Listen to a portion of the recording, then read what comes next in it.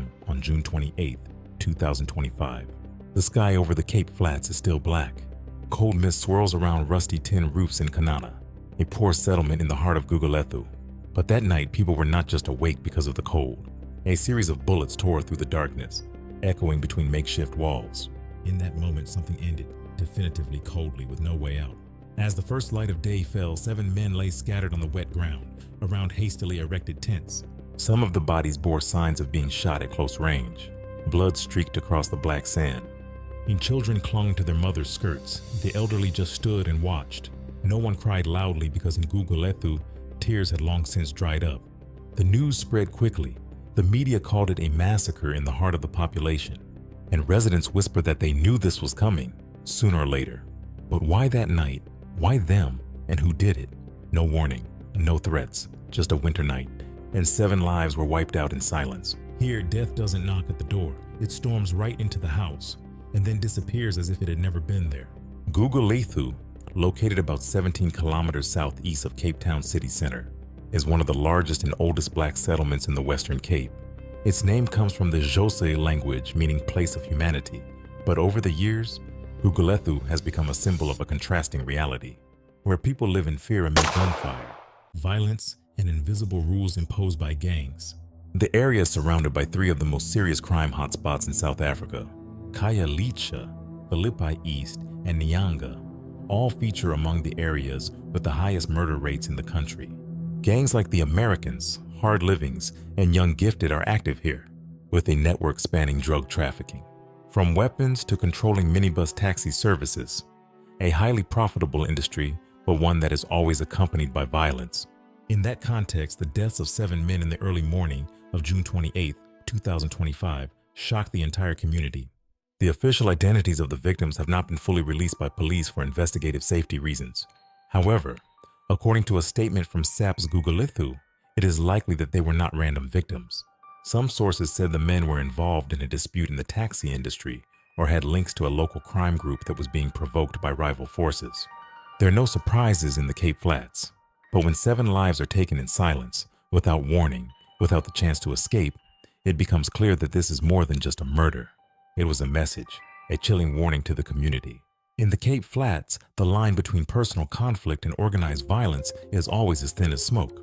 A misunderstood remark, a refused handshake, even a mistimed glance can be the spark that ignites a chain of bloody retaliation.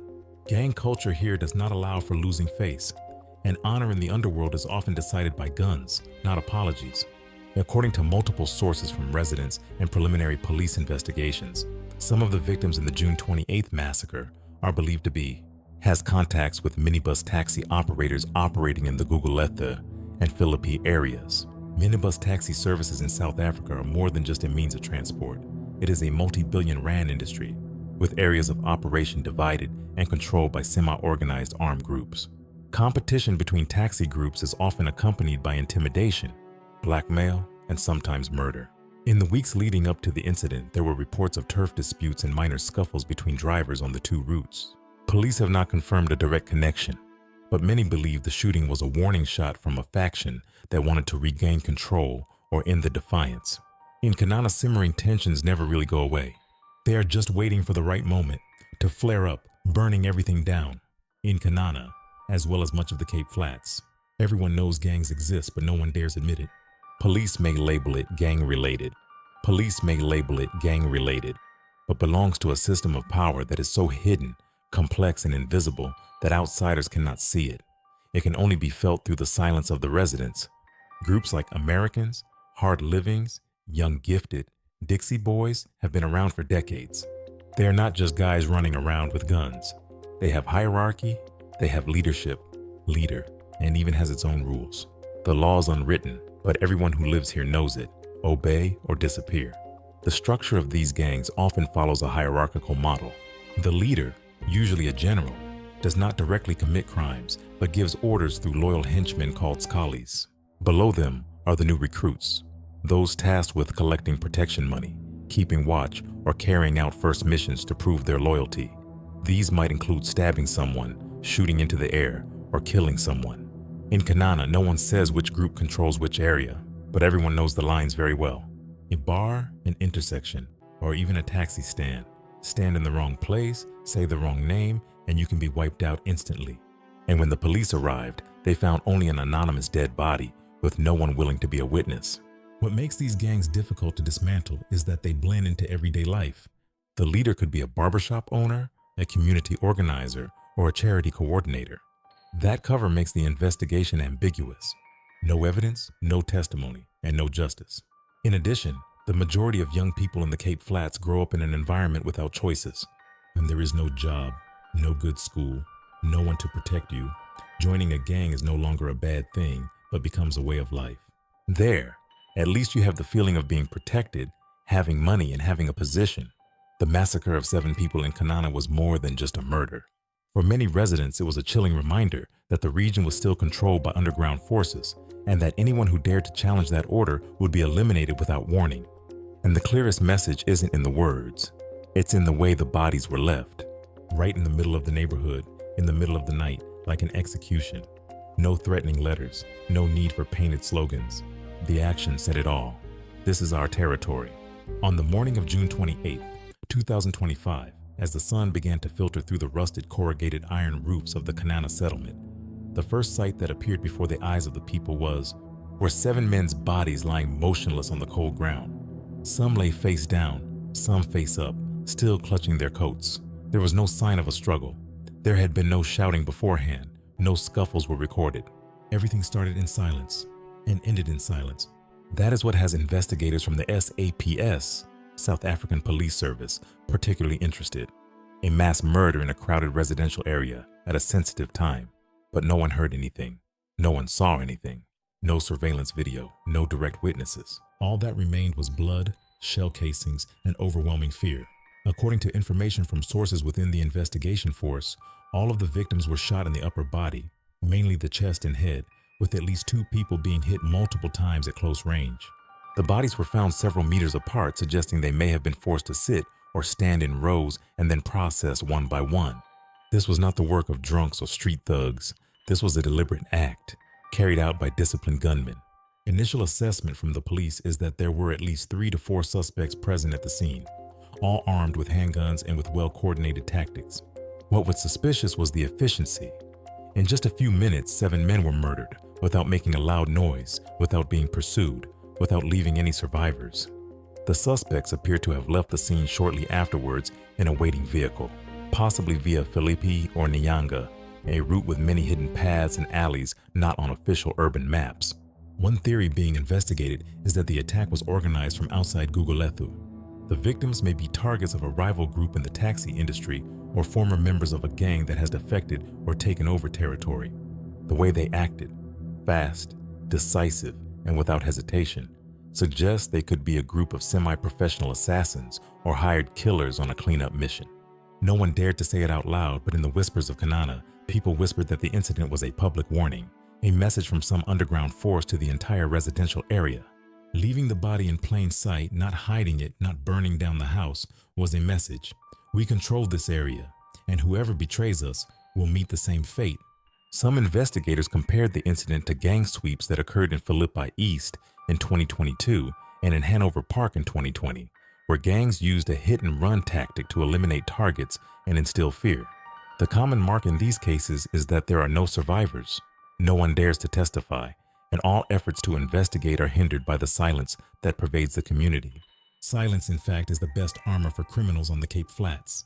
Because when no one dares to tell what happened, the murderer wins by default and continues to live among the crowd as if he had never touched blood. After days of silence and stalemate, the investigation into the Kanana massacre began to take shape on June 30th, 2025. In an urgent press conference, Gugulethu Police Department announced the identities of 2 important individuals who need to be found urgently, Linda Madolo and Loisa Madanisi. Neither are considered suspects, but police say they may have been in the area at the time of the shooting, or hold key information that could shed light on what happened. Linda Madolo and Loisa Madanisi were both former residents of neighboring Cape Flats neighborhoods who had been in contact with some of the victims in the past. Police believe they may have witnessed something, or heard about the plans for the attack, but never reported it. Releasing their names is seen as a risky but necessary move to create public pressure and call on the community to help find them. This is the first concrete clue since the shooting. In an environment where silence is the rule of survival, the emergence of two names as people who may know the truth is seen as an important turning point, breaking the fog that shrouds the case, even if only temporarily. Immediately after the massacre in Kanana, the Western Cape Provincial Police Department quickly issued a strong statement. At a press conference on the 1st of July 2025, a SAPS spokesperson stressed, "We have zero tolerance. Any group that sabotages public security will be eliminated." The statements came amid mounting pressure from the media and public for a swift and clear response from the government. Within a week of the shooting, a special task force from the Violent Crimes Unit was deployed to Gugulethu, coordinate with on-site investigation forces and strategic response units in Philippi and Nyanga. A series of raids were carried out in unauthorized settlements, suspected hideouts of gunmen, and people linked to the taxi industry. Police also increased checkpoints at the roads leading to Gugulethu, especially the area bordering Philippi East, considered a familiar escape gateway in many previous incidents. However, for people living in the Cape Flats, these strong statements and actions are not new. There has been no shortage of mass shootings over the years, but the number of cases that end in public convictions can be counted on one hand. Many residents express skepticism. Every time someone dies, they promise a thorough investigation. Then a few weeks later, everything died down. As for the perpetrator, no one knew his face. In a place where faith in justice has been eroded over the years, no matter how strong the government's response, it is unlikely to erase the fear and suspicion that grips Kanana. After the massacre of 7 men in one night, the settlement of Kanana fell into a state of silence. No sirens, no protests, no one crying on TV. It's just that a community, already accustomed to living in fear, has retreated deeper into the shadows. From the tangled tin roofs, dozens of families quietly packed up their belongings and left in silence. No notice, no goodbye. Some returned to their homes in the Eastern Cape. Others sought new settlements in Philippi South or Mitchell's Plain, even though they were poorer and had fewer job opportunities. But it's better than living next to death and not knowing when he'll knock on the door. Those who stay live like they are walking on eggshells. Silent day, no lights at night. Children are forbidden to go out after 6 o'clock in the evening. Street stalls close earlier than usual. The music that once breathed life into the Kanana neighborhood has been replaced by the sound of wind and barking dogs. No one dared mention the shooting. No one asked about the dead. No one looked at each other for too long. A week after the incident, NGOs such as Ilitha Labantu and Childline Western Cape sent staff to provide psychological support to the women and children. A 9-year-old boy was reported not to have spoken for 5 days. A high school girl suddenly dropped out of school because her cousin was one of the 7 victims. The post-traumatic stress disorder spreads faster than any police investigation. And even though social workers are present, they can't do much if the community still chooses silence as a survival instinct. We asked questions, but people just smiled or bowed their heads, one consultant shared. Here, telling the truth can kill you. Sometimes they just say one thing, "I don't want my child to get shot." The Western Cape government's zero tolerance statement sounded strong on television, but for the people of Kanana, they had heard it too many times. Every murder begins with a commitment to thorough investigation and ends with a void that no one dares to touch. They didn't trust the police to protect them. They trusted only in silence, in locked doors, and in surviving another night. This heavy atmosphere also casts a shadow over schools, medical stations, and taxi stands. Many students drop out of school or go to school carrying weapons for self-defense. Some taxi drivers have stopped plying the Gugulethu, Philippi route, for fear of being drawn into the invisible dispute between armed groups. People no longer know who is an ally and who is an enemy. Communities are divided, disintegrated, and afraid of their own shadows. Kanana is not the first slum to suffer violence, and certainly not the last. But the silence that followed the massacre, a chilling silence, a silence that served as a form of collective self-protection, was what made it different. It is not the end, but the beginning of a more dangerous state, living in fear, no longer believing in the law, and not daring to fight against evil. Because on the Cape Flats, fear doesn't come from a bullet, it comes from knowing too much and not being able to say it. More than a month since the shocking massacre in Kanana, 7 lives were wiped out in one night, but so far, no one has been formally arrested. The case, despite causing nationwide outrage, remains under investigation with countless unanswered questions. Western Cape Provincial Police Force insists the investigation remains a top priority. The Serious Crime Unit, SVC, was deployed along with special crime detectives working with SAP's Gugulethu to pursue every single lead. From bullet casings collected at the scene, information from medical stations, to the travel history of individuals who have appeared in the area. However, there was no breakthrough witness testimony. The community is silent, and that silence, though understandable, is the greatest barrier to justice. No one wants to get involved. No one wants to be the next name mentioned on the morning news. Two names that were publicly sought by the police, Linda Madolo and Loisa Matanisi, remain missing. Neither are suspects, but are believed to have been in the Kanana area the night of the shooting. Their disappearance only raises further suspicion. Are they afraid, or are they deliberately avoiding something they know? Police do not rule out the possibility that the suspects left Cape Town overnight, via unofficial routes from Gugulethu to Philippi or Nyanga, where armed groups often control the entry and exit points without paperwork, leaving no trace. Domestic security experts assess that the massacre bore the mark of an organized killing, with a commander and an executor, rather than a spontaneous act. That makes the pursuit even more difficult, because the perpetrator knows how to clean up his tracks, knows the community will keep quiet, and most importantly, they knew the police wouldn't be able to arrest anyone without witnesses. Still, the tone of this investigation is different from that of past forgotten shootings. Pressure from public opinion and the media is pushing the government into a position it cannot ignore.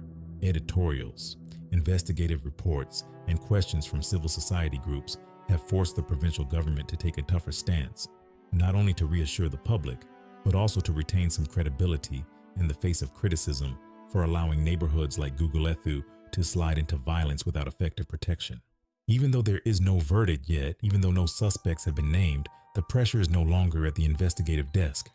It has spread to political offices, cabinet rooms, and even the dining tables of families who once believed that this case would be forgotten as usual. Something different is taking shape, slowly, fragilely, but this time people are not completely silent. They are waiting to see, will justice still have a chance to enter the Cape Flats? In Gugulethu, death requires no planning. It comes suddenly, without warning, just after an anonymous call, an unanswered message, or a misstep into the wrong person's territory. In neighborhoods like Kanana, any behavior, even unintentional, can be seen as provocative. But no matter how covert or overt violence is, it is never the solution. Each act of revenge only leads to a chain of silence, fear, and widespread loss. Children growing up on the Cape Flats not only had to learn to read, they also had to learn to lie down when they heard gunshots. Adults learned to keep quiet to survive. Even though no one has been arrested for the Kanana massacre, that does not mean justice is dead. The truth can be hidden for a time, but it cannot be buried forever. South African history has proven that the culprit, no matter how well hidden, will sooner or later be revealed. It's just a matter of time, and the question is, how many more will it take? The question is no longer whether justice will come, but how late it will come. And in the meantime, how many more people will die silently? If you're sitting in a peaceful place, hundreds of kilometers away from Gugulethu, stop for a second. Imagine this happening in your neighborhood. If one morning you woke up and saw 7 bodies strewn across the ground in front of your house, and then the whole neighborhood went silent, pretending like nothing happened, how long can you stand that silence? And if one day the victim is no longer a stranger, but your father, your brother, or yourself, would you accept living in a society where silence is considered normal and justice is a luxury? Or will you be the first to dare to ask the question the whole city is trying to avoid? Why were 7 people killed and no one dared to speak up, Bashrice?